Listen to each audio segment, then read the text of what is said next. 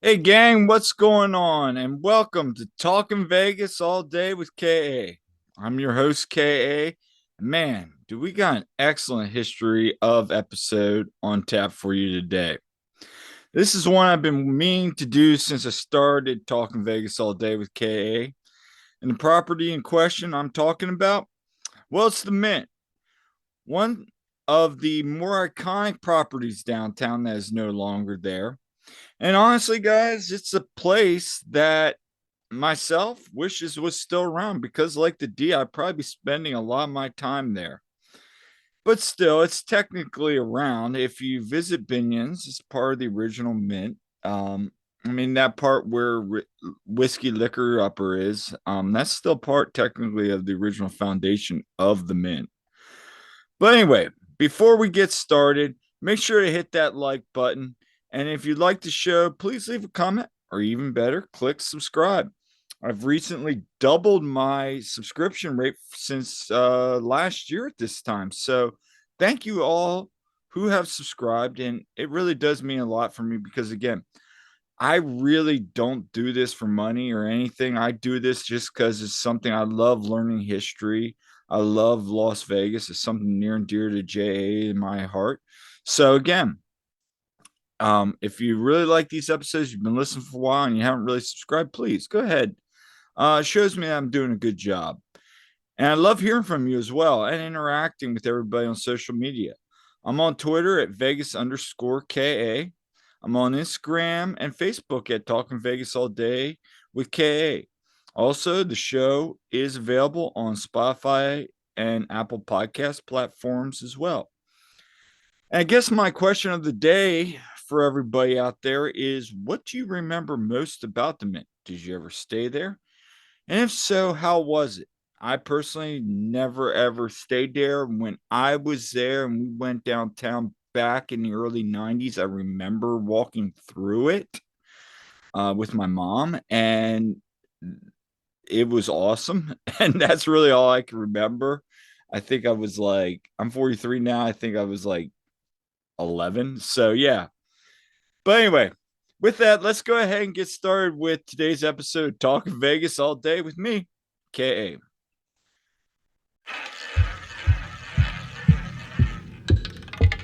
Let's go to Vegas, baby. Let's go tonight. Right now, Let's go to Vegas. We'll stay up all night. up in the Let's go to Vegas. So, when the Mint opened on July 12th, 1957, the four major owners were Milton Prell, Al Winter, J.B. Shearer, and Joe Hall. These men turned around and hired the first general manager, Sam Boyd. We all know that name, whom at the time was an up and comer on the Vegas scene. The Mint was designed by Walter Zick and Harris Sharp. The Mint's neon sign was designed by Ed Harris and Sharp in collaboration with Young Electric Sign. What are they most popular for? Well, good thing you asked. They're most popular for the Welcome to Las Vegas sign, which remains one of the most iconic signs of downtown history lore. The Mint originally was built at a cost of $1.2 million, and the property was called the New Star on Fremont. And the sign weighed more than 22 pounds and reached almost 9 stories. It required 2 elevators for servicing and a permanent working crew working up to 40 hours a week just to keep the sign working. Now, for the Mint property itself, upon its opening, the property was casino only, as the hotel was still 5 years away from being finished. The casino, upon opening, had 300 slot machines, a keno game, and your typical parlor table games. There were 2 dining areas, 2 bars, a gift shop, and a tobacco shop, and also a barber shop. In 1961, the Sahara and the Mint owners created the Sahara Nevada Corp for a merger with Del Webb Corporation. And basically, what happened is the Sahara Nevada Corp announced plans for that 22-story skyscraper, in addition to basically expanding the Mint in 1962. The addition was to be completed within 16 months at a cost of $5 million. The addition would be built on the Mint's north parking lot and was to include 300 additional hotel rooms, a 6-story square foot parking garage, and would be connected to the new hotel building and would include more than 500 parking spaces. Later that year, the city planned to review the permit for the new tower. A groundbreaking ceremony was held in July of 62. However, construction was still ongoing in 1964, at which point the floor plan was to only include 24 floors. Construction reached the 24th floor at the end of that year, with plans for additional 4 floors. They did finish the tower, however, it was ultimately only built with 26 floors. So they only added 2 floors and was topped out at March 20th, 1965, with plans to open later that month. At the time, the newer tower, which stood 290 feet and was one of the tallest buildings in the state at the time, ranking only behind the Landmark. Now, to go back on that, at the time of the Landmark's completion, I had said the Mint was the tallest. When they finished during construction, before the Landmark was built, from what I was looking back on some research, and when it was open, it was technically the tallest building in the state. And then, even though they built 2 more floors, by that time the Landmark had become the tallest building in the state. Just for clarification, and you can go back and listen to my episode where I talk about that on the Landmark, which is actually already, was it 5,000 views. So check that out if you haven't. Renovations were also done to the existing building, which would include work to the Merriment Theater and expanding dining areas. The Embassy Room, the name for the restaurant at the top of the Mint when the tower was opened in October 65. The space was immediately called Top of the Mint, just like Top of Binion's Steakhouse. It's the same place, by the way, by the press and the public. By the late 60s, the Embassy Room was dropped and officially became Top of the Mint. I love how they say Top of the Mint. I don't know why. I just find that funny because it's like Binion's Steakhouse. It's not just Binion's Steakhouse, but it used to be called Top of Binion's, or something like that. The Sky Room, which was a lounge serving martinis and guests and patrons alike, could watch nuclear testing from the desert, which was a common practice and is discussed in one of my previous episodes on tourism and nuclear testing. Patsy Cline performed at the casino's Merriment Theater from November 23 to December 28, 1962. 3 months before her death, she appeared with Tom Paul and Glassner Brothers and one point developed Vegas throat. So when I was researching this, I thought to myself, well, man, what is Vegas throat? Apparently, it's due to dry heat. So I went back and did it. And according to an article in Las Vegas Sun, the main cause of Vegas throat is dryness, although the high levels of dust, pollution, and pollen play contributing factors. Vegas throat is a condition of a chronically hoarse sounding voice like that gravel voice you get, says Dr. Sharon Frank, one of 3 doctors who practices ears, nose, and throat in Nevada. Most patients describe that it comes on with what they see as post-nasal drip, that mucus that is draining down. Sorry to get a little gross here, folks. The back of your throat, causing them to get chronically hoarse, basically. Other symptoms include severe dryness of throat, irritation, scratching, sometimes itchiness. All of which will result in change of voice.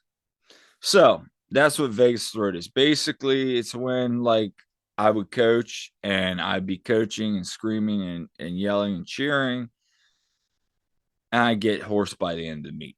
And it sounds like it was Vegas throat. For several shows, Klein lip synced her records. Tom Paul and Glass Bros were also headliners at the Mint for 6 weeks from May of 63. According to author Larry Jordan in his book Jim Reeves, Reeves also played at the Mint Casino, as well as a lot of others. Played at the top of Mint for more than a decade until the 70s. Also, something to notice. The Mint sponsored the Mint 400 race that started fittingly enough in front of the hotel. The final race, and this was a desert race, they would drive out in the desert and then they come back. The final race was held 20 years later. Recently, promoters have tried to revive the race with much success.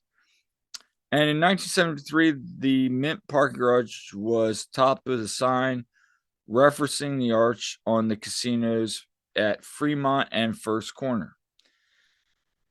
Sadly, not much is really known about that after that time. Basically, the Mint kind of fell a lot of other things. It really didn't do any upgrades. It kind of went on historical things from what I was reading from a lot of reviews from the 80s, 90s, and 100s. It kind of just kept even fair. And there's not a lot of research. I was like looking at some of my books and references. Everything's from like the 50s, 60s, and 70s. And then as we know, in 1988, the Mint was sold and would become part of Binion's. So, when I said I was there in the 90s, I remember the Mint. So, if somebody out there could remember, did it go over to Binion's in 1980? Was it still the Mint? Because I vaguely remember it being the Mint, unless I was there in the 80s, late 80s. But I just remember the Mint. I thought it was in the 90s. So when I was reading this, like I wrote these show notes, like if anybody out there knows that, please read that. Part of Binion's Horseshoe. The sign over the garage was redesigned after Binion's Horseshoe bought the Mint in 88. Again, 2005, when Binion's changed hands and dropped the Horseshoe affiliation, the hotel was closed as well. In later years, the Mint shared a lot of references in film lore. Mint's Casino performed in Viva Las Vegas and James Bond Diamonds Forever. That's where I remember it.